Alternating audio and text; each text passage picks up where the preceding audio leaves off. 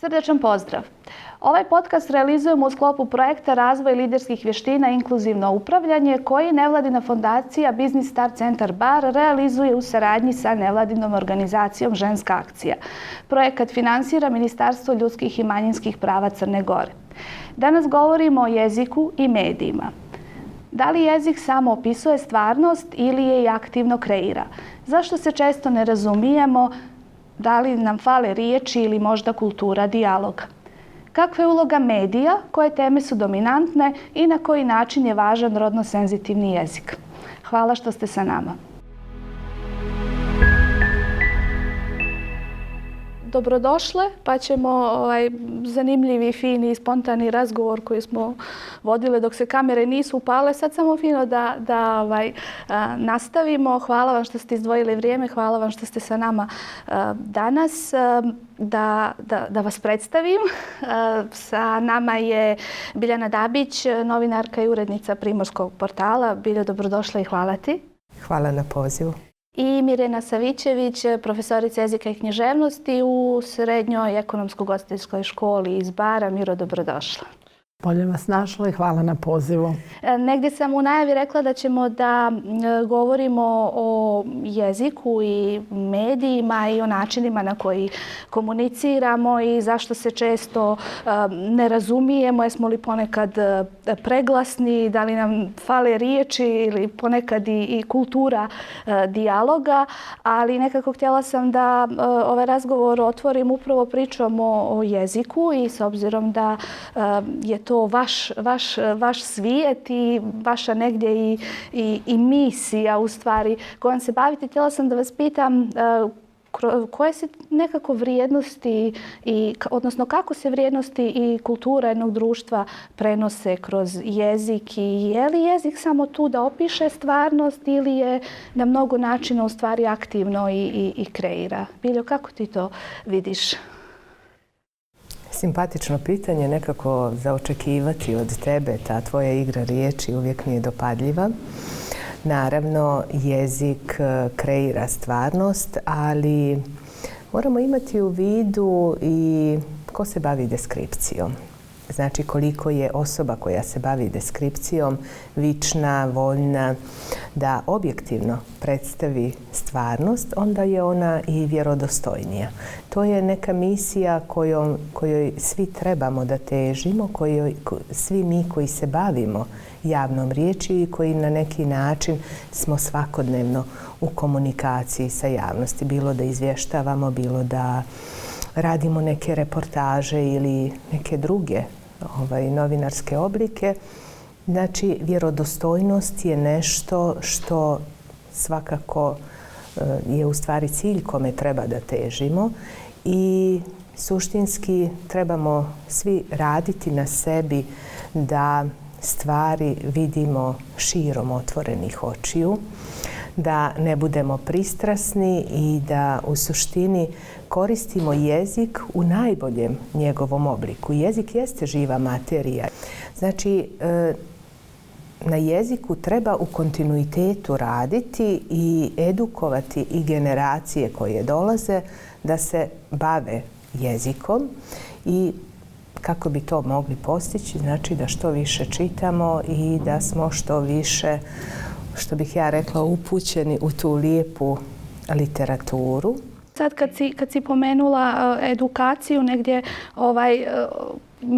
Mira mi je u mislima i njen višegodišnji u stvari rad sa mladima. I kako ti, Miro, ovo pitanje koje sam negdje Bilji postavila, kako vidiš jezik u taj balans i način na koji opisuje stvari koje dešavaju, ali i utiče u stvari na kreiranje nekih i vrijednosti, i dešavanja, i uvjerenja i svega onoga što nas u stvari okružuje?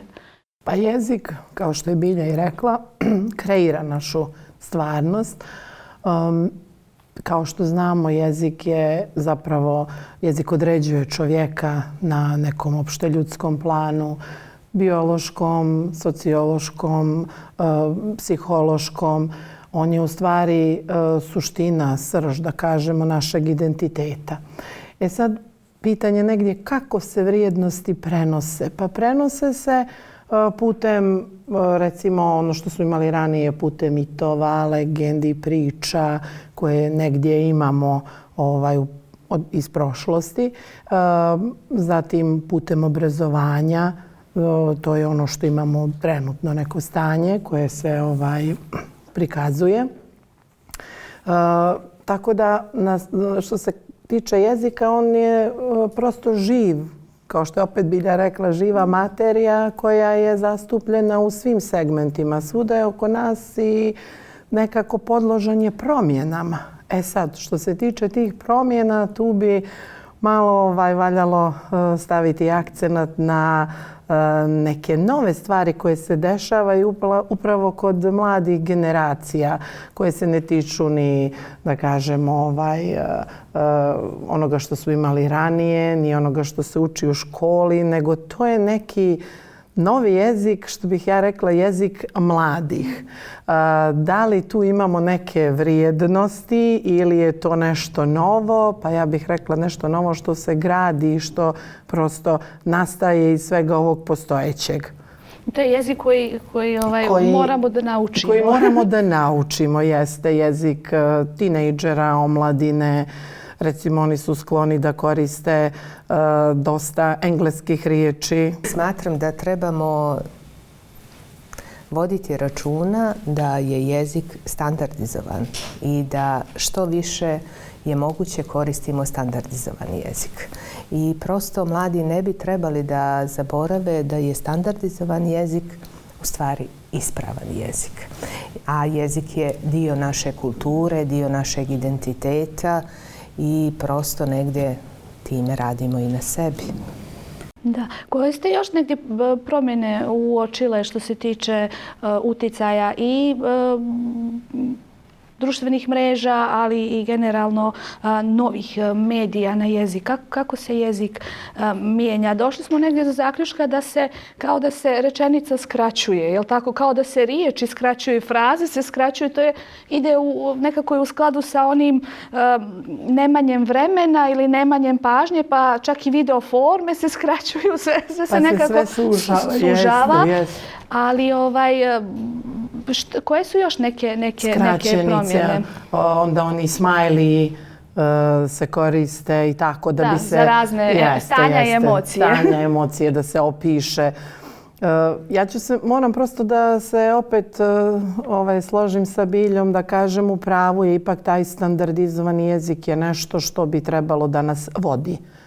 To je nešto u čemu je ljepota, barem ja tako smatram.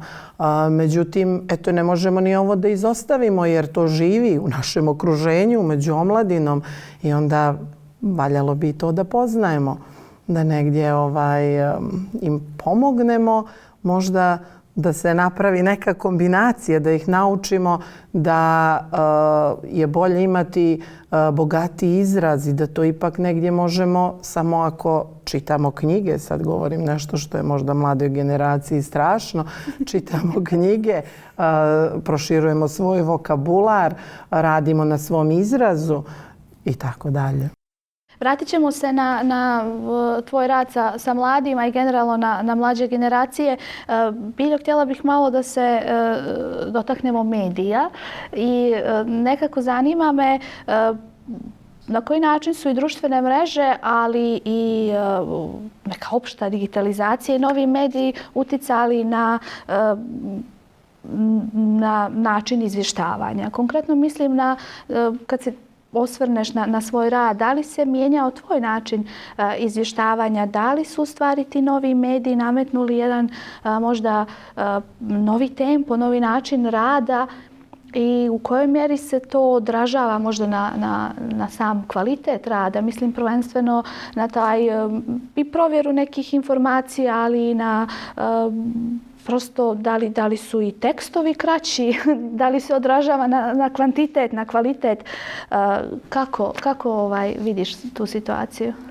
Nažalost, na kvantitet se ne odražava, nego prosto savremeni mediji postiču da čovjek treba da piše, da izvještava i da obavještava o što više događaja.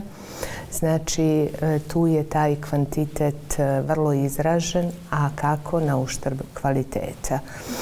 Ako se vratim recimo na period od prije 20 godina kada sam ja počinjala da radim, odnosno kada sam počela da radim u medijima, tada smo imali jedan lijep vremenski period, recimo da izaberemo temu, osmislimo temu, dogovorimo se sa urednicima kako da dobijemo određene smjernice, kako nešto da se napiše. Te forme sve više izostaju, znači sve smo manje u situaciji i da napišemo dobru, kvalitetnu reportažu, kolumnu, putopis. Znači, prosto ta brzina i to dešavanje, nevjerovatan sled dešavanja događaja negativno utiču. Samim tim, znači, ta brzina urušava kvalitet i žao mi je što je tako. Znači, prosto sistem nas je na neki način tako ustrojio da ako hoćemo da budemo, govorim sada o portalima, ako hoćemo, znači, da budemo čitani, ako hoćemo da prosto negdje zadržimo tu svoju poziciju da nas čitaoci prate, onda je brzina ta koja mnogo određuje, ali prosto čovjek je misaono biće i vi možete u jednom periodu da funkcionišete jako dobro, zamor materijala uzme svoj danak i mislim da je to prosto u prirodi čovjeka, koliko god je vješt i koliko god sa lakoćom može da koncipira i rečenicu i da percipira određeni događaj i sadržaje, znači ipak se to negativno odražava. Društvene mreže su po pitanju jezika još surovije. Znači, mislim da nam društvene mreže vrlo negativno utiču na sistem, ne samo kod nas, nego generalno u svijetu i tu sada imamo jednu paradoksalnu situaciju. Od momenta pojavljivanja takozvanih pametnih telefona, evo već 20 godina, čini mi se da kao društvo idemo ka tom putu da smo uslovno rečeno da zaglupljujemo, jel? Nije poželjan termin, ali je vrlo realan kada je u pitanju oslikavanje naše realnosti i naše stvarnosti.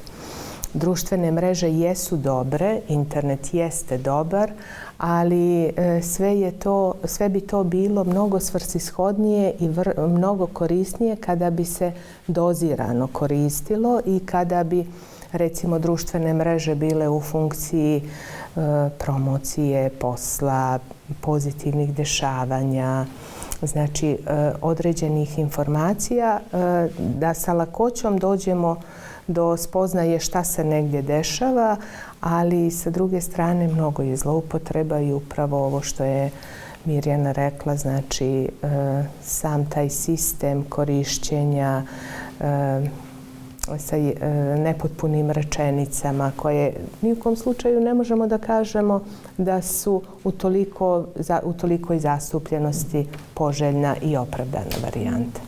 Ja sam primijetila sad uvijek postoji opasnost da skliznem u neku generalizaciju, to bih zaista da izbjegnem, ali sam primijetila neki trend u komentarisanju i onda sam nekako vidjela da se većina nekih pohvala i pozitivnih komentara ili izražavanja neke radosti, nekih lijepih emocija svodi na srce, na poljubac, na buket, na to. A kad ide kritika ili kad ide neki govor mržnje, onda je to baš onako, to budu ogromni neki komentari, to budu zaista onako mini eseji i što je veći stepen agresivnosti, prati ga nekako veći broj prekršenih gramatičkih pravila. To je nekako uvijek je ta neka kombinacija.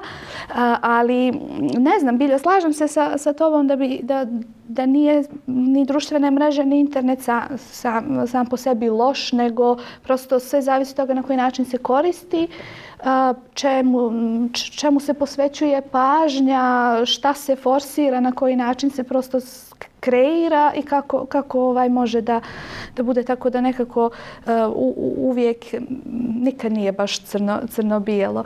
Ali ovo mi je zanimljivo kad praviš tu taj neki presjek kako je bilo ranije što se tiče medija i voljela bih da pričamo o tome koje su teme zastupljene, ali htjela sam samo da pitam Miru, tvoja neka, sad da kažem tako, retrospektiva, kad pogledaš onako unazad, postoji li neka, čini ti se, da li se razumiju generacije, aj sad kažem mlađih i starijih, mada mogli bismo diskutovati sad ko je mlađi i ko je stariji. Nije to baš uvijek stvar godina, nekad mi se čini da uopšte nije stvar godina, ali čitaju li mlađe generacije, odnosno da li oni, nekada ih razumijem, zaista, uz toliko distrakcija, uz toliko društvenih mreža, uz toliko aplikacija, toliko filmova, toliko serija, toliko igrica, toliko svega, vjerovatno im nije toliko prirodno da čitaju na način na koji je čitala recimo moja generacija. Mi smo imali 2 kanala i još po nešto i to je bilo to. Da li oni u stvari danas imaju i znanje i interesovanje da čitaju štiva koje su čitale ranije generacije? I da li uopšte... Neću pitati da li ima smisla, jer istinski vjerujem da ima smisla i da je itekako potrebno da čitaju neke klasike. Ali na koji način ih inspirisati, uvući u taj svijet, čarobni svijet knjiga, ili je možda to nešto što treba da se nauči u porodici ili kasno tokom srednje škole nekoga inspirisati? Pa nije. Da vam kažem da nije. Činjenica je da su generacije ranije zaista više čitale. Mnogo je manje trebalo vremena da ih, ili ne znam, nekih pomagala da kažem, sad ću reći koja su to pomagala, da ih motivišemo da čitaju. Jer to se nekako podrazumijevalo. Mali broj je bio onih koji nisu uzeli knjigu, recimo. A sada je mali broj onih koji su uzeli knjigu, jer oni žele da čitaju preko tableta u PDF formatu ili da slušaju audio knjigu.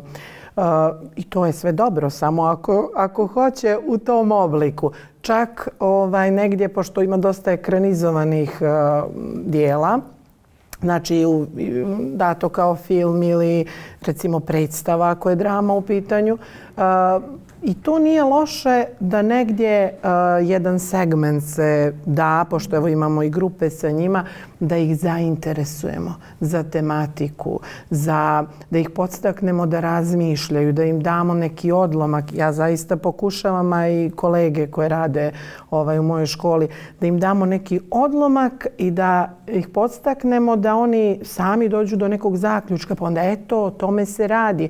Ajmo sada, znači, da vidimo, ako pročitate dijelo, pa im damo neke zanimljive istraživačke zadatke, da vidimo šta možete da pronađete, ali naravno, neće oni da traže, ja sam svjesna, ne znam, kroz knjigu, oni će koristiti i telefon, pa smo, evo sad najsvježije mi je bilo Honoré de Balzac, Čičagorio, zanimljivosti o autoru. Da pronađu, evo, putem Wikipedije, interneta, neka sami traže, istražujte i onda mi donesite na sljedećem času. I zaista bude tu zanimljivih odgovora.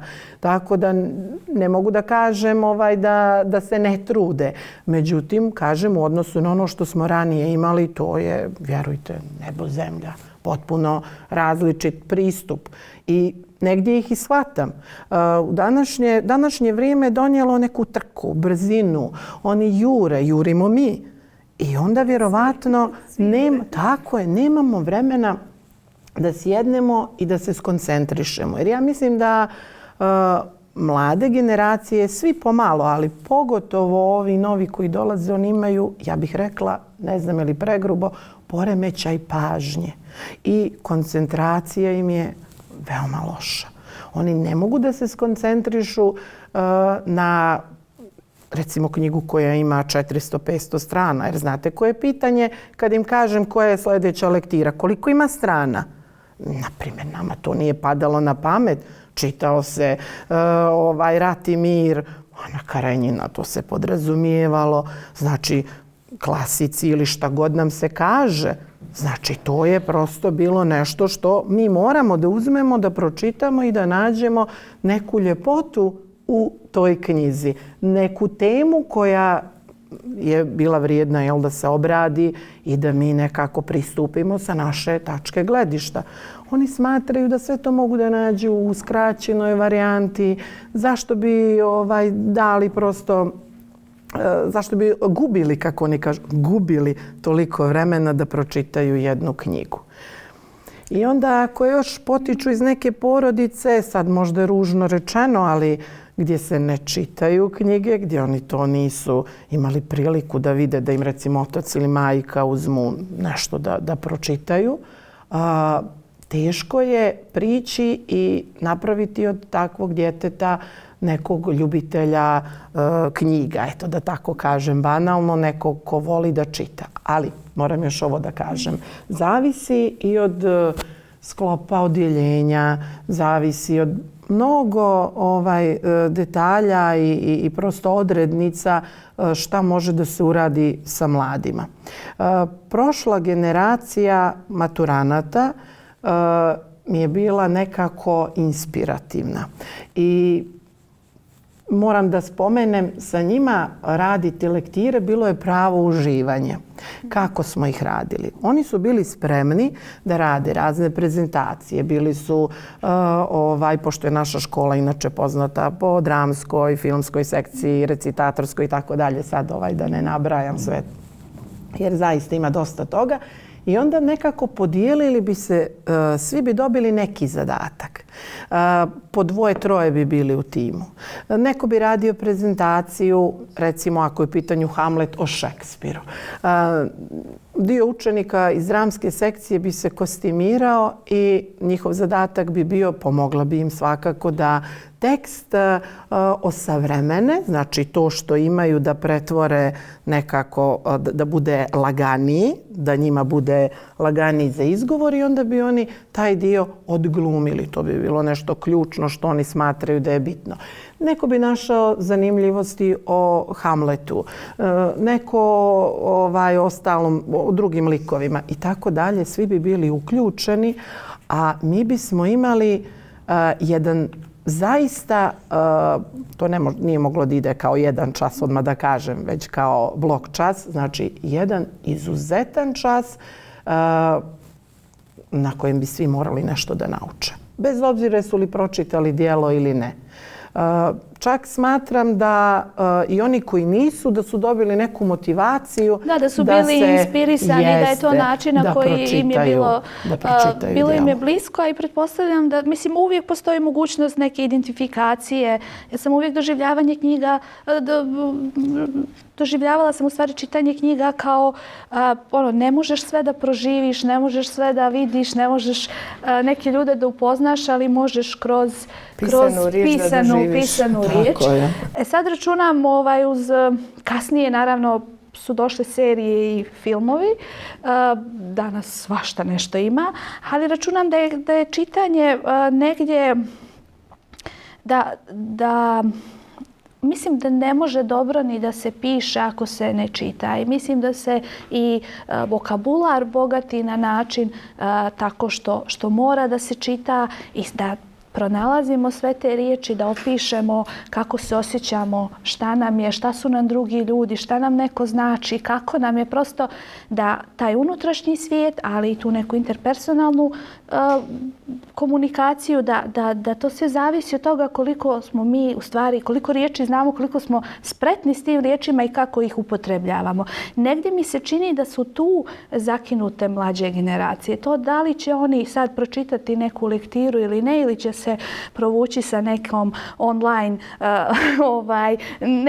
nekim skraćenim dijelom, ali gdje su te riječi, gdje je to, na koji način se oni izražavaju, kako poznaju jezik i koliko na koncu sinonima znaju za određene riječi. Mišljenja sam da su smjernice jako važne. Evo sada Mira je navela recimo kako je prethodna generacija bila kreativna i kako su aktivno učestvovali. Jako je važno da djeca od predškolskog uzrasta drže slikovnicu u ruci. Mnogo je kreativnije, mnogo je u suštini za njih bolje, za njihove roditelje nego telefon. Naravno, ne možete vi sada dijete otuđiti potpuno od svih znači, uređaja koje mu stoje na raspolaganju, ali suštinski znači, držati knjigu u ruci, držati telefon u ruci, to treba da se, znači ta razlika treba i da se objasni i to treba da se nauči. Sem toga što ćete dijete predškolskog uzrasta povesti redovno u igraonicu, moja preporuka je da nekada šetnjom svratite i do knjižare. Znate, pa kad uzmete tu slikovnicu koja je toliko i dalje dobro urađena, obrađena, možda mnogo bolje, ne možda, nego sigurno mnogo bolje nego u vrijeme kada sam ja bila dijete ili kada si ti bila dijete. Znači, ima tu načina, samo treba mladim roditeljima malo i mašte. Dešava se zaista često da čujem ovakvu komunikaciju u svakodnevnom životu. Kaže, dijete je kasno progovorilo sa 3-4 godine. Ko sa tim djetetom razgovara? Znači, da bi dijete progovorilo, sa djetetom treba razgovarati. Da bi dijete bogatilo riječnik, njemu treba čitati dok ne nauči samo da čita.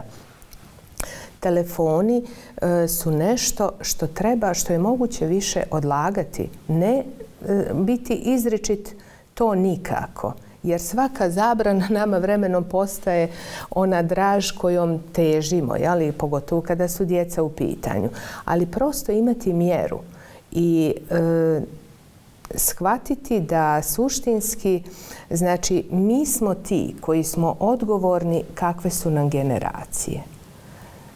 I prosto negdje, čini mi se, ako je i određena literatura, možda na neki način prilagodljiva promjeni, i o tome treba pričati, ali je jako dobar pristup da recimo profesori književnosti i jezika uvijek aktualizuju određene teme koje mogu preporučiti djeci da je nađu u literaturi i u redovnim lektirama. Ima tema koje su vječne i tema koje su sve vremenske. Znači, nema ovo ono vrijeme. Ima mnogo tema koje su definitivno sve vremenske. Tako im treba i približavati. I prosto da, znači, rad na sebi, ja to uvijek kažem, je najbolja investicija. Sve ono što uložite u sebe, to vam nikad niko ne može oduzeti. I to je vrijednost i nešto prosto smjernica koju treba isticati i u porodici i u vaspitno-obrazovnim školama. Da, apsolutno. To je nešto nad čim imaš kontrolu. možeš da osmisliš mimo nekih, tako kažem, drugih uticaja, mada je odlična stvar kada je podržavajuće okruženje i kada je, i mislim da mora negdje obrazovni sistem da bude otvoren za određene inovacije. To je jedini način da se mladi osjećaju ugodno i da se osjećaju prirodno i da se osjećaju da su prihvaćeni, da je to zaista nešto što im pripada, a ne da su stranci koji su upali u neke rigidne ustanove iz kojih jedva čekaju da odu i što je lakše da se izmigolje.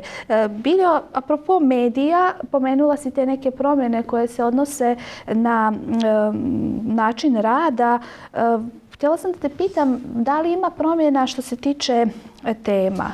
Koje su teme negdje dominantne i misliš li da ima prostora i da mediji možda više pažnje posvećuju nego ranije temama poput temama koje se odnose i na ženu i na žene, na djecu, na neke ranjive kategorije. Opet tu je i tema rodno senzitivnog jezika koji je nekako postao tema za sebe. Trebalo je da ga koristimo, nije trebalo da razgovaramo o njemu, ali mi i dalje razgovaramo, ali dobro, dok god dok god razgovaramo, dok se god ne svađamo, dobro je, hajde da razgovaramo. Tako da kako ti vidiš, tako da kažem, negdje balans različitih tema, čega ima previše, trebalo bi smanjiti, šta fali, šta nam baš fali? Ja sam mišljenja da svaku prenaglašenost treba dovesti u razine mjere. Pa samim tim i recimo razgovore o rodno senzitivnom jeziku i naravno postoje i tu norme koje trebamo da primjenjujemo imajući u vidu da li je naš standardni jezik upodobljen rodno senzitivnom jeziku, koliko je upodobljen i suštinski ispoštovati želje svih, ako neko ima potrebu da bude, naglašenu potrebu da bude svaki put, odnosno da bude predstavljen u ženskom rodu, svakako to ispoštovati. Međutim, evo ja ću da navedem jednu situaciju sa kojom su se mediji u Crnoj Gori suočili prošle sedmice. Naime, predstavnici jednog diplomatskog predstavništva, odnosno predstavnici jedne ambasade dolazili su u posjetu crnogorskim primorskim gradovima. Žena je ambasadorka, mi bi rekli sada, ako poštujemo rodno senzitivni jezik, ambasadorka te države u Crnoj Gori. Međutim, njeni je stav bio da se ona da se jednostavno napiše da je ambasador te i te države bio u posjeti recimo određenim opštinama, gradovima na jugu Crne Gore. I to je nešto što trebamo poštovati. Ali sa druge strane, ja bih prije svega stavila akcenat na to da ženu treba osnaživati na jedan drugačiji način. Treba je osnaživati ekonomski, treba je osnaživati pravno, da ona zna koje zaista po važećim zakonima, koja su sve njena prava. Mnogi žene i ne znaju koja sve prava imaju. Znate, ja definitivno nisam od onih žena nikada bila i mislim da je to nekako moj način života, da sam stalno u nekakvom takmičarskom odnosu sa muškim rodom. Ja se savršeno dobro osjećam u svojoj koži. I nemam tu potrebu da prenaglašavam ni svoj pol, ni jednostavno smatram da nije ništa loše ako kažemo da je neko jača polovina. Ja uživam u tome i da mi neko kaže da sam ljepša polovina. To uvijek dobro zvuči. Šalim se naravno, ali zaista ozbiljno da se vratim na temu, suštinski možda bi se manje bavili ovim temama kada bi više kao društvo radili suštinski na zaštiti žena. Koliko često, nažalost, malte ne na svakodnevnom nivou se susrećemo sa temama gdje su žene zlostavljane, što njima znači ako su one negdje potpisane doktorica, profesorica. Treba forsirati rodno senzitivni jezik, ali zaista treba osnaživati žene da rade na sebi, da budu ekonomski samostalne, da budu svjesne svojih kvaliteta, svojih vrijednosti, jer onda ni u kom slučaju se one same neće osjećati jednostavno manje vrijednim. Da, neke stvari su procesi, neka učenja su u stvari procesi, neke spoznaje su procesi. Ja sam recimo nedavno, poslije 15-16 godina od kad sam sastavila prvi CV, ne znam, možda i više bilo, autor projekata prebacila u autorka i novinar prebacila u novinarka, ali to je u tom momentu bila neki priroda, neki lak potez, zato što prosto poklopile su mi se neke kockice, neka saznanja, neke ideje u međuvremenu i nešto. Ali, kažem, to je bio kod mene jedan proces, jedan sasvim lak potez, mislim, i za neke stvari koje sada i pišem i radim, ali mislim da treba ostaviti jednu određenu dozu fleksibilnosti kada je u pitanju odlučivanje. Nekad mi se čini da svako nametanje, pa čak i 100% da je neko u pravu, da dođe sa najispravnija moguća stvar, ako je nametnuta i ako nije nekako objašnjenja dovoljno ili ako nije ostavljen prostor da se prihvati, pa kroz neko vrijeme, mislim da nailazi na otpor i onda izgubili smo poentu, čini mi se. Skliznuli smo tamo gdje nismo... Kako ćemo da se postavimo ako nam se pojavi nebinarna osoba? Kako ćemo da se postavimo? Znači, prosto ja jesam osoba koja smatra da jezik treba da se mijenja i mijenja se, ali da se mijenja na prirodan način, ne usiljeno. Znate, gdje god postoji mogućnost i gdje god je to slušljivo i gdje god je to gramatički upodobljeno, ja zaista prihvatam i trudim se da ga koristim. Zaista. Ali sa druge strane, opet kažem, mislim da nema potrebe da budemo pretjerano agresivni prema jeziku. Nikada je u pitanju, recimo, korišćenje skraćenica, pretjerana upotreba stranih riječi ako mi imamo jako bogat naš jezik. Znači, trebamo da održavamo kulturu i da njegujemo našu baštinu i kroz jezik. I to je jedan fin sled da vodimo računa o onome što je naša kulturna baština i što je dio našeg identiteta. Da.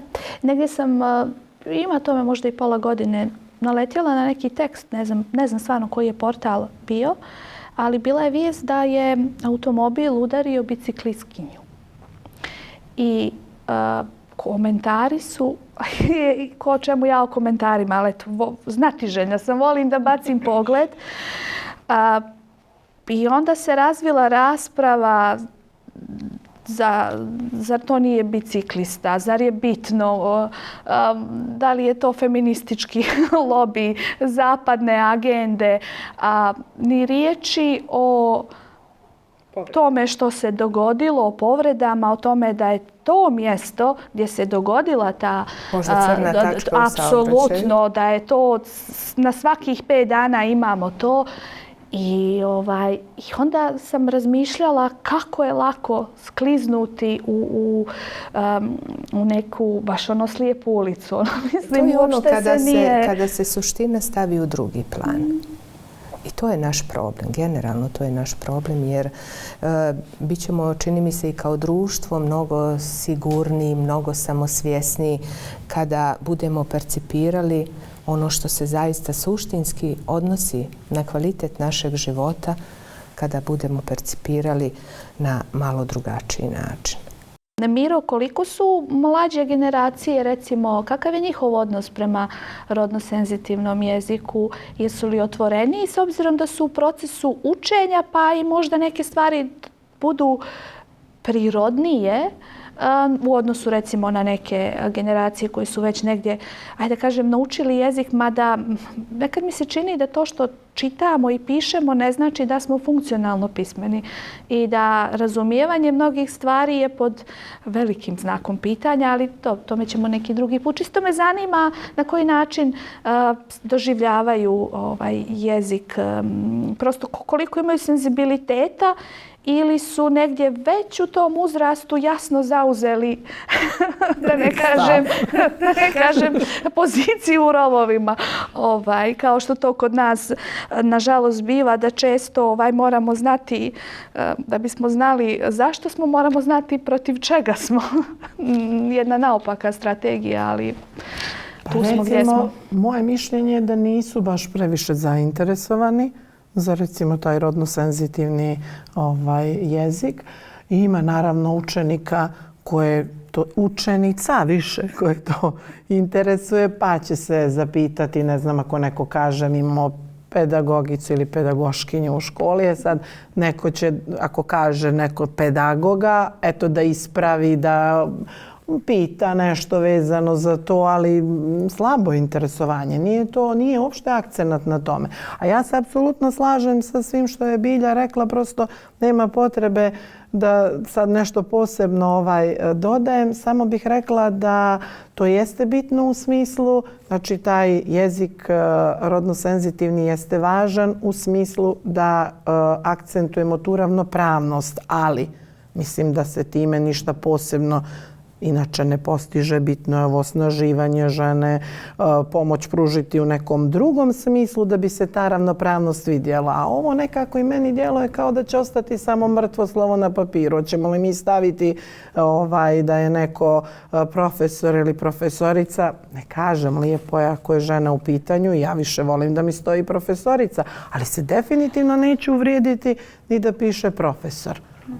Da, nekad neke stvari, mislim, mogu da se čine kao da su kozmetičke promjene, ali nekad budu odraz nekih, trebalo bi u stvari da budu odraz nekih suštinskih, većih promjena, pa da se prirodno manifestuju, a ne da se kreće nekako odozgo ka dolje, nego da prosto dođe do zaista nekih pozitivnih promjena u društvu, pa da se to onda manifestuje na način na koji koristimo jezik, da prirodno. I ja negdje jesam nekako za upotrebu rodno senzitivnog jezika, ali nisam za ništa što je agresivno i što je nekad bude malo, neću reći vještački, ali mislim da dosta moramo voditi računa o namjeri i o kontekstu.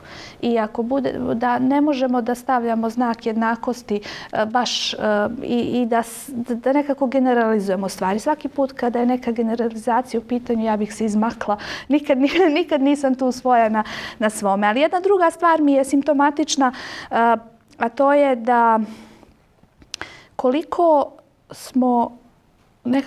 smo ovladali jezikom, ovladali riječima da opišemo stanja u kojima smo, da opišemo emocije. Tu mi se posebno nekad čini da su opet sve mladi. Nisu svi mladi, naravno, ne mogu tako da kažem, ali kao da im fali riječi da neke stvari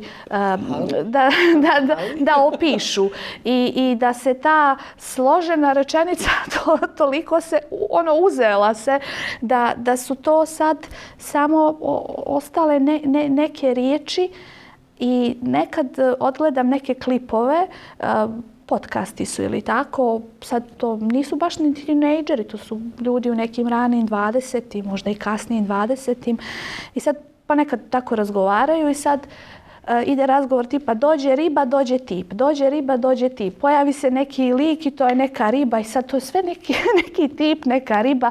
To je toliko... malo mi je bezlično, nekako mi je plastično.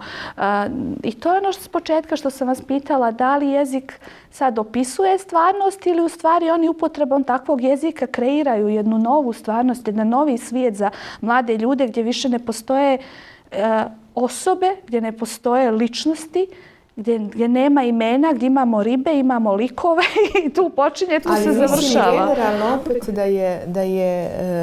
da se to da riješiti i da to nije nemoguće riješiti. Suština je u tome da prosto taj pristup, šta gledamo, ko nam to plasira, da li imamo drugi izbor. Smatram da kod mladih ljudi treba razvijati taj istraživački duh. I pored ostalog i kad je prepoznavanje emocija u pitanju. Znači, može se. Postoje metodičke prosto vježbice koje omogućavaju da se izrazi recimo oduševljenje, da se izrazi čak i neka negativna emocija, ljutnja, jel tako? Znači, prosto to je nešto što se vježba. I opet kažem, počinje se vježbati još u predškolskoj dobi. Metodički trebamo imati drugačiji pristup. Jer, opet kažem, vi kad date djetetu od godinu, dvije, ono zna da scrolluje, pa se ljudi pita pa kako je moguće, jel? prosto kao da je rođeno. Ali ako mu date drugu igračku, ona će je prihvatiti. Još pogotovo ako je ona na jedan dopadljiv način koncipirana, pa baš da se uče pored ostalog emocije. Sreća, oduševljenje, šta je ljubav, kako se izražava ljubav. Znači može se, ali treba kod mladih podsticati taj istraživački duh. Prosto mi ulazimo u jedan rizik digitalne depresije. I to je nešto što je ozbiljna prijetnja društvu, čak mnogo veća prijetnja nego da li ćemo koristiti rodno senzitivni jezik, koji zaista opet sada podlačim, gdje god postoji mogućnost da ga koristimo. Ja sam saglasna, Aleksandra, da trebamo da ga koristimo. Ali suštinski, znači, ovo su problemi koji će nama da se vrate kao bumerang. Ignorisanje nečega što znači vaspitavanje naših generacija. Da oni zaista imaju empatiju i da oni zaista nauče da osjećaju, a ne da stvaramo otuđene generacije. Uz dominantno korišćenje društvenih mreža, mi, ne samo mi ovdje, nego generalno, znači svijet postaje otuđeno društvo. Vi, ako ne krenete od porodice, pa kažete svojoj djeci sada ćemo da ručamo i molim vas ostavite telefone, nemojte ih koristiti za trpezarijskim stolom, bit će možda teško prvi dan. Ali ja ću da budem primjer. Pa kad mi zazvoni telefon i jedan i drugi, ja neću ustati od stola i neću se javiti na telefon i razgovarati s Aleksandrom dok traje moj porodični ručak. Znači, polazimo od sebe, mijenjamo sebe.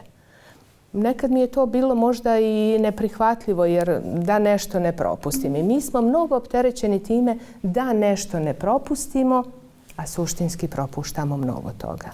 Znači, opet se vraćam, jedan drugačiji pristup. Počnemo da mijenjamo sebe.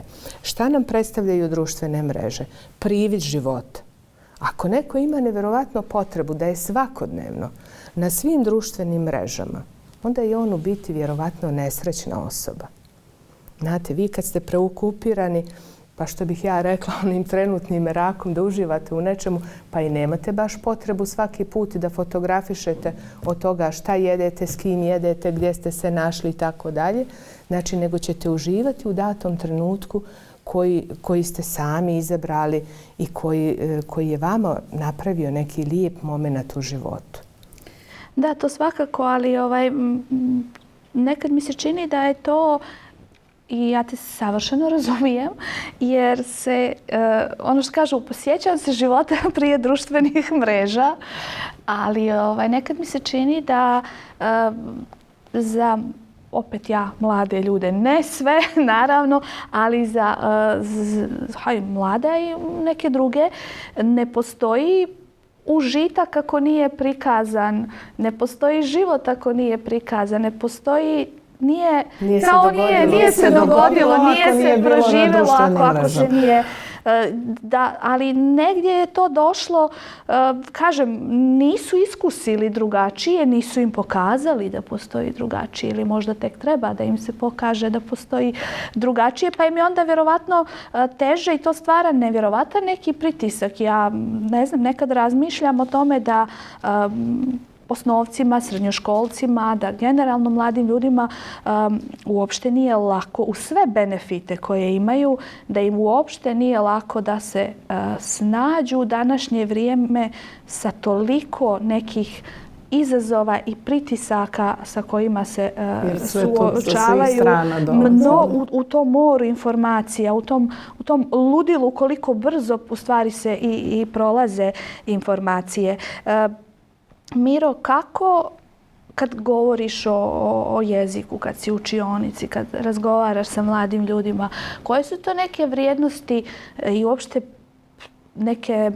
nešto što je priroda samog jezika, što ti želiš da naglasiš da je najvažnije, da ih naučiš, a da bude važno da oni stvari shvate koliko je to važno i za razvoj njihove ličnosti i za kritičko razmišljanje. To da li će oni sad zapamtiti svaki detalj pansiona iz Čičelorije, vjerovatno neće. Ne znam zašto se ja sad prisjećam. Mogli bismo da analiziramo One Čiča prašine Gore. i onih sijenki. Pretpostavljam. Aleksandra, ti si ga pročitala. Očigledno čim se sjećaš tako detalja. Jesam. Ali sjećam se nešto što se desilo jutros, vjerovatno ne bih, ali ovoga se sjećam. Kaže, možda i nije ni važno toliko, ali da nauče nešto, makar jednu rečenicu, neka zapamte iz te knjige, koja će sutra da im služi, koje će da se sjete, kao što sam se ja upravo sjetila, da kaže da se dio društva, ne, u društvo možeš da uđeš na dva načina, kao đule, kao topovsko đule ili kao kuga. Ima jedna rečenica kada objašnjava kako se postaje dio društva, kako se može djelovati, koja na više načina može koja na više načina može da služi u životu, da naučiš u stvari neke lekcije. To bi stvari voljela da kako ih inspirisati, da to nije samo papir, da to nije priča, da to nije nešto što ćeš pročitati i zaboraviti, nego nešto što zaista možeš da nosiš sa sobom do kraja života. A kad su djela u pitanju, opet vraćamo se na djela, ali veoma je važno da se neki ključni momenti pročitaju na času, da oni čuju živu riječ. Zašto? Zato što, kažem opet, dobar dio njih ne voli da čita. I onda je bitno da to čuju, pa makar i na času. Odlomak, segment, a onda da diskutujemo o tome. Mnogo puta oni sami kažu, pa ne znam, to je ono, ali ne znam kako to da kažem. I onda bitno im je tu pomoći, uskočiti, ali prosto iskrenuti pažnju da i oni sami mogu da dođu do tih rezultata, da sami mogu da dođu do željene riječi, ako malo više budu čitali. Ajde sada pogledaj taj odlomak, pročitaj i podstaći njih također da učestvuju i u čitanju i u razgovoru. Možda ovo djeluje malo smiješno jer govorimo o srednjoj školi, ali je veoma važno, vjerujte, jer oni na taj način, znači nešto zapamte ako su uključeni direktno, čitaju, vide kako je to u književnom dijelu dato, a onda naučit će samom tom prozivkom da nešto kažu, pokažu, objasne, naučit će da moraju na ovaj ili onaj način obogatiti svoj rječnik, biti precizni, znati kako da se izraze i ono što je još važno i za današnje društvo, ne samo za jezik, to je da budu, što bih ja rekla, parlamentarni, da prihvataju da nije ispravno samo njihovo mišljenje. Da nekad imamo i 2 strane, 3 strane i da ne možemo onom drugom reći ne možeš, znači nekad banalno, to nije tako. Izmišljaš, da ne kažem lažeš. Stani polako, znači svako ima pravo na svoje mišljenje. Znači moj predmet je veoma bitan jer učimo ih ne samo znači pismenosti, da kažem da govore, nego i da budu parlamentarni u društvu. Ono što danas čini mi se da nekako postaje, koliko se o tome priča, ali toga ima sve manje. Sve manje smo voljni da slušamo druge, da saslušamo i da prihvatimo. Jer svi mi čujemo, ali ono naše je ispravno. Pa nekako tu smo da ih podstaknemo da razmisle i da prihvataju svijet oko sebe onakav kakav jeste. I sad još bih ovdje istakla, palo mi u međuvremenu na pamet što se vrijednosti tiče. Naprimjer, meni lično smeta jer smatram da su to vrijednosti koje treba da žive. Što mladi govor koji je nekada postojao, mislim i danas ga mi naravno razumijemo, recimo jezik kojim je pisao Njegoš, Stefan Mitrov, Ljubiša, to su opet djela koja su i kanonska, koja su bitna za polaganje recimo eksterne mature, polaganje znači stručnog ispita, tako se zove u stručnoj školi. Oni nekako taj jezik ne razumiju. Mladi danas skraćenice shvataju, ja to recimo ne shvatam, ali ono što bi trebalo negdje da živi, što si i ti, Biljo, spominjala, znači naše kulturne tekovine, naši neki tradicija, znači to treba da živi u društvu, to je nama u nekom zapećku. Oni to ne shvataju, ne razumiju koliko im se doslovno sve ne prevede. Ovo možda djeluje grubo, ali je istina. To im je kilometrima strano. Znači kao da se nije desilo na ovom području, nego ko zna gdje, ne, Norveška, ne znam, Velika Britanija. Potpuno im je strano. To mene nekako boli. Mira je sada dala odličan primjer, recimo iz učionice, kako se razvija kritičko mišljenje. Ti si malo prije rekla kada čitaš komentare koliko ljudi u stvari ne prihvataju drugačije mišljenje i koliko su ti komentari kada ako su negativni ljudi se raspišu. Jel? Upravo učionica je odlična za razvijanje kritičkog mišljenja i za uvažavanje različitih stavova. I to se uči. Tako je, to se uči, zaista se uči. Znači, da ne dođemo u situaciju kao što danas možemo da vidimo i kao što i sama kažeš, znači, kad čita čovjek komentare, ako nije saglasan sa nečim mišljenjem, on je u situaciji da ga definitivno, ono što bi se reklo, uništi. Da, baš bude agresivno. Ja često razmišljam da prvo pitanje je da li bi ljudi uživo bili spremni to da kažu. Drugo, želim da vjerujem da i nije baš tako crno kao što je u komentarima na društvenim mrežama, ali opet ne znam koliko sam baš... Aleksandra, i to je nešto što se uči. Znači, to je jedna od postavki savremenog doba, da u životu velika je zabluda da je sve crno i bijelo. Niti je crno, niti je sve bijelo.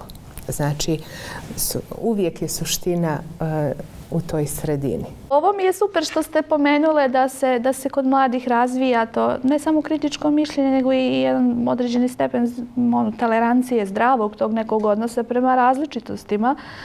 Ali s druge strane, nekad mi se čini vrlo, bude licemjerno kao mladima, morate biti otvoreni za dijalog, morate biti puni razumijevanja, morate voditi računa o potrebama drugih, a onda oni pogledaju društvo, pogledaju okruženje, pogledaju ne znam, televizijske emisije, zasjedanje parlamenta, razgovore uživo u kući ili na nekim drugim mjestima i vide ono skroz suprotno od onoga što im se govori da bi trebalo. A oni, ono što kaže za djecu, uče po modelu.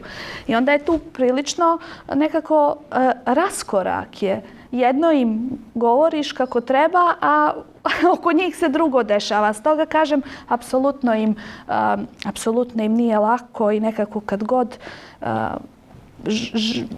iskazujem određeno razumijevanje čak i za neke pojave koji su mi apsolutno nesimpatične, najblaže da kažem, i gdje mislim da nije dobro, ali da uvijek može, kaže Bilja, ima načina, ima metoda da se to poboljšava. Htjela sam da te pitam, Biljo, kad već govorimo o mladima, koliko su u medijima zastupljene, tako da kažem, te neke teme koje se odnose na potrebe i žena i mladih i nekih osjetljivih grupa? Jesu li one negdje i dalje, tako da kažem, marginalizovane ili se nekad definišu kao ono ženske teme pa nisu zanimljive svima? Jesu li u nekom, jesu li svedeni na neke žanrove koje provuče se neki izvještaj i to je to. Kako ti se trudiš da obrađuješ tako neke teme koje su u vezi generalno sa zastupljenosti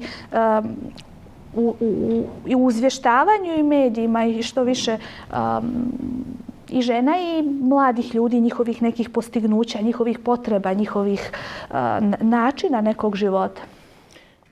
Pa nažalost mislim da mediji tu mnogo zakazuju.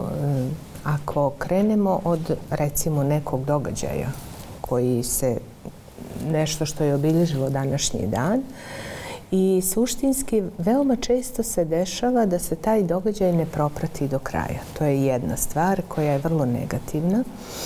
Sa druge strane, nedovoljno je kvalitetno obrađenih tema i suštinski obrađenih tema, znači gdje ćemo mi da budemo u mogućnosti gdje smo mi u stvari u mogućnosti da predstavimo javnosti mišljenja, preporuke, smjernice respektabilnih izvora za medije. I tu je mnogo manjkavosti. jako malo medijskog prostora ima za takve teme i ono što je poražavajuće u sistemu što te teme čak i nisu mnogo čitane. Što je zaista jedan sociološki problem o kome mi treba da razmišljamo i da ga predstavljamo možda na jedan drugačiji način. To prosto ostaje kao u zadatak novinarima kako da se postave prema određenoj temi. Mnogo je ženskih tema koje nisu obrađene i koje mi ne možemo da stignemo da dotaknemo od nečega što nam je nametnuto prosto sistemom življenja. Ja dosadila sam i samoj sebi koliko često pominjem da nam je previše politike i da mi, nažalost, smo mnogo podložni da nam politika kreira život umjesto da mi uzmemo stvari u svoje ruke.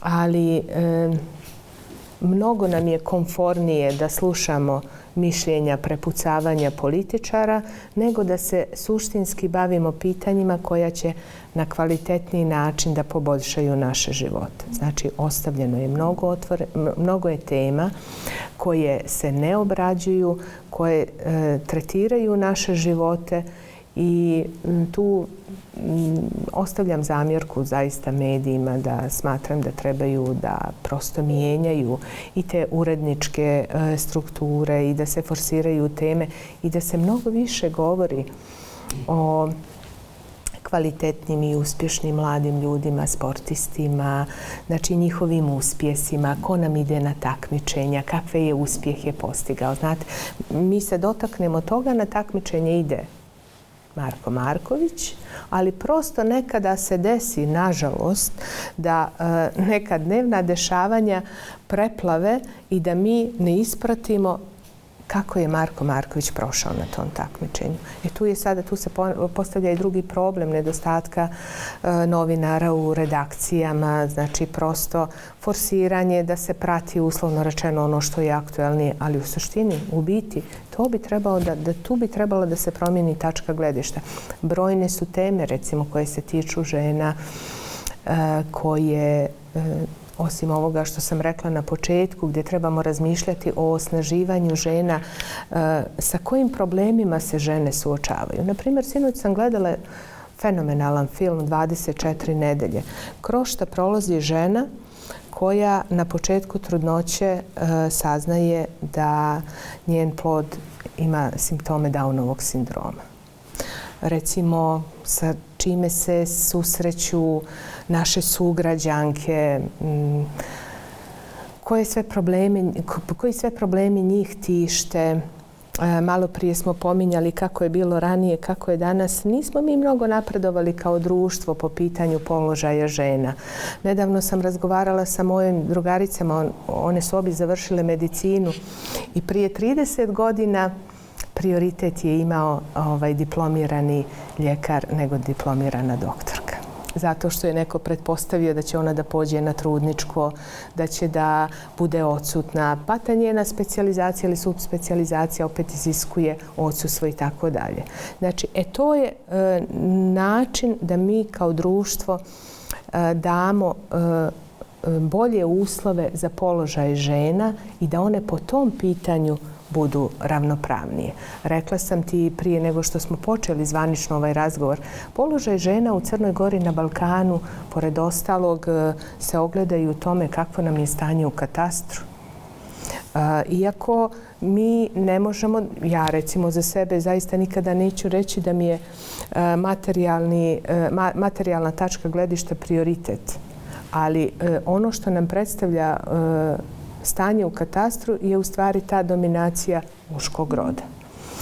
Kako je bilo ranije? Je li bilo sramota da sestra uzme dio imanja ako su brat i sestra nasljednici svojih roditelja? Je li tako? Znači, da li se tu nešto promijenilo suštinski? Koliko se tu mijenja? To je suština poboljšanja položaja žena. Ja smatram i mnogo sam srećna, imam 2 kćerke, zaista smatram da roditelji treba da imaju potpuno isti odnos i prema muškom i prema ženskom djetetu. Čak da ženskom djetetu obezbijede i bolje i kvalitetnije školovanje da bi ga osamostalili, da bi žensko dijete sutra moglo da osjeti blagodeti ekonomske nezavisnosti, da radi na sebi. Ne samo da uči školu, nego da nauči i da zna da nešto sašije i da prosto, mi smo nekada u školi, Mira se možda i sjeća, imali predmet domaćinstva. To ne pamtim, ali su mi pričali da je bilo zanimljivo. Prosto, to je način bio da se razvijaju određene vještine koje su svima potrebne. Ja ga nisam imala, ali definitivno... Ti si mnogo mlađa. Nisam, tu smo mi. Tu smo godinu, dvije, nego neka reforma bila, pa su tu ukinuli. Ali činjenica je... Činjenica je da je to korisno. Zaista. Ja danas ne znam to baš kako treba. Razvijanje bilo koje vještine. Ne možemo mi prosto biti sposobni za sve. Nerealno i očekivati da nas je Bog stvorio baš za sve. Ali suštinski, znači da osoba razvija vještine koje su njoj, kojima je sklona, je u principu dobra preporuka za život. I da budemo što samostalnije, a naravno da uživamo u toj blagodeti zajedništva. Apsolutno se slažem, da. Mi smo nedavno, radili smo na nekom projektu i dotakli smo se pitanja položaja, položaj žene u Crnoj Gori u prošlosti. Baš smo razgovarali na tu temu. Prvo, nikad nije žena, uvijek je žene, jer su individualne priče ipak sagledavanje šire slike mora ipak ići kroz individualnu neku priču, a opet različite decenije, različiti vjekovi na različitim prostorima u Crnoj Gori, sve je to negdje variralo, ali jeste neka opšta slika da je postojala neka, tako kažem, potčinjena uloga žene koja opet nije bila uvijek i svuda, ali neke stvari koje su se dešavale nekada po pitanju nasljeđivanja imanja i onog čuvenog da se u Crnoj Gori mnogo više svi obraduju rođenju sina nego curici, te neke stvari, čak postoje neki, tako da kažem, neka objašnjenja u nekim veoma specifičnim istorijskim okolnostima, jednom teškom, izuzetno teškom načinu života, čak da te neke stvari su, ajde da tako da kažem, tada možda imale smisla i bile su stvar opstanka u jednom veoma turbulentnom periodu. Ali uzimati ih copy-paste i primjenjivati ih danas i nazivati ih našom tradicijom je stvar neobrazovanosti i neodgovornosti. Jer ne možemo ih tako samo prenijeti, jer tada je možda sve to negdje bilo utemeljeno, a danas je samo kao tako su moji radili, tako su stari radili pa ćemo i mi. To nije nekad stvar poštovanja starih, nego samo strah da se preuzme odgovornost da se nešto promijeni. I možda naša lična percepcija. Naravno, uvijek bude lično. Htjela sam za kraj negdje da vas pitam, a da su ostale brojne neke teme o kojima sam ja željela da razgovaram, ali negdje nadam se da će nam se ukazati prilika pa ćemo još pričati.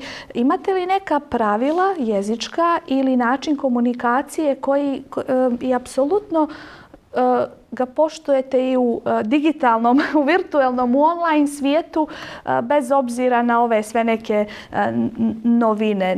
Da li mislite da neki standard mora da postoji bez obzira koji kanal komunikacije bio? Pa ja mislim da mora da postoji, da se definitivno pravila gramatička, pravopisna moraju poštovati. Ja zaista u nekoj Stavite nam tačku. Olakšajte život, čitanje poruke. Ja im to stalno spominjem. Postala sam i dosadna i sebi sa tom pričom. Prvo u kućanima, jer kažem imam 2 tinejdžera, pa onda i djeci koju predajem. Ja kažem djeci, nekako su mi bliski, učenicima. Zašto? Zato što će oni pišući SMS poruke ili poruke na putem Viber aplikacije, nevažno, to što neće staviti zarez, tačku, skraćenicu, to im prelazi u naviku. Ja smatram da ipak to negdje ne treba tako. Kaže, pa ne pišemo vama, piše ovaj moj stariji piše drugu. Pa kakve veze ima? To će ti ući prosto prirodno će ti postati i ti ćeš zaboraviti da staviš tačku kad budeš radio pismeni zadatak. Nećeš staviti zarez gdje treba. Ja zaista mislim da treba voditi računa o tome. To vam je kao kad govorite, učite neki jezik. I sad, prvo naučite vi gramatiku, naučite riječi, ali vama to uđe, mislim, koga zaista govori, kažem, profesori engleskog, italijanskog, znam po bliskoj prijateljici i kumi, ona razmišlja na tom jeziku ako je bukvalno uključena, ako govorimo recimo ne znam o engleskom i tako dalje. Znači to nekako prelazi neku barijeru i tako i njima isto. Pređe u naviku da se ne moraju koristiti ova pravila koja inače koristimo, nema veze, to pišem drugu pa ću da mu skratim, stavit ću mu ovo, ali onda to po mom mišljenju postaje, možda ću biti opet gruba, nepismeno. Onda oni tako skraćujući postaju zapravo nepismeni. Jer bitno je da im pomognemo da oni kreiraju tu novu stvarnost, da tako kažem, ali da ona bude ipak pod utjecajem tih nekih standarda, a ne da ih pustimo da tako lutaju. Još samo da spomenem, često djeca, ali treba ih zaista bodriti, kada rade neke projekte, imali smo radionicu gdje je osvrt bio, opet kažem, skratit ću, Sofka, Fatav, Dagina, znači likovi iz dijela, koliko su te žene smjele da kažu svoje mišljenje, koliko su one smjele da se čuju. Prosto, eto, to nije prostor Crne Gore, ali eto, jesu... Slično je negdje taj geografski prostor. Jeste.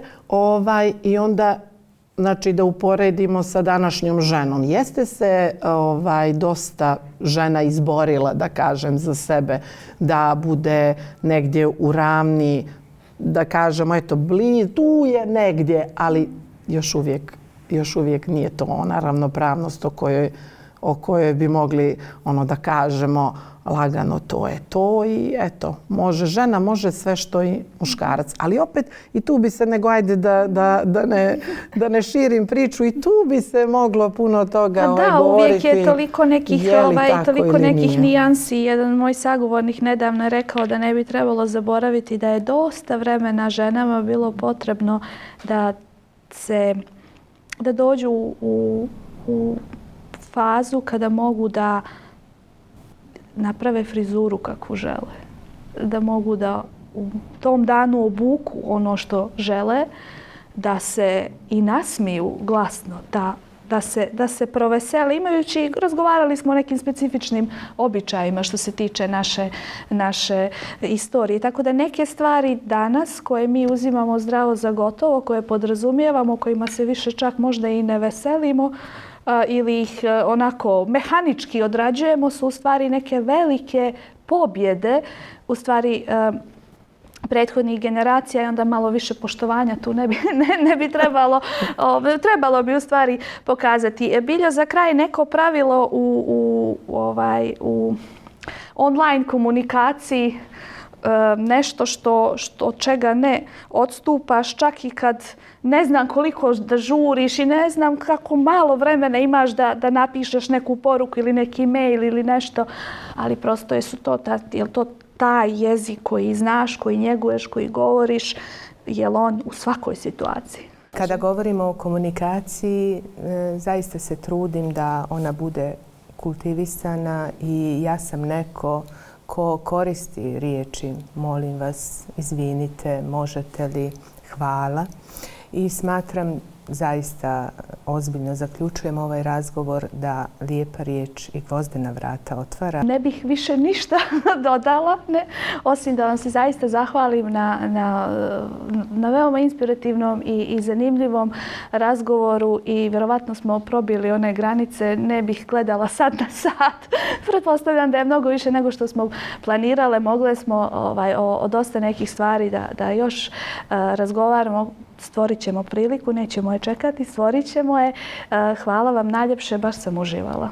Hvala. Hvala. Hvala i vama, dragi gledalci. Svako dobro.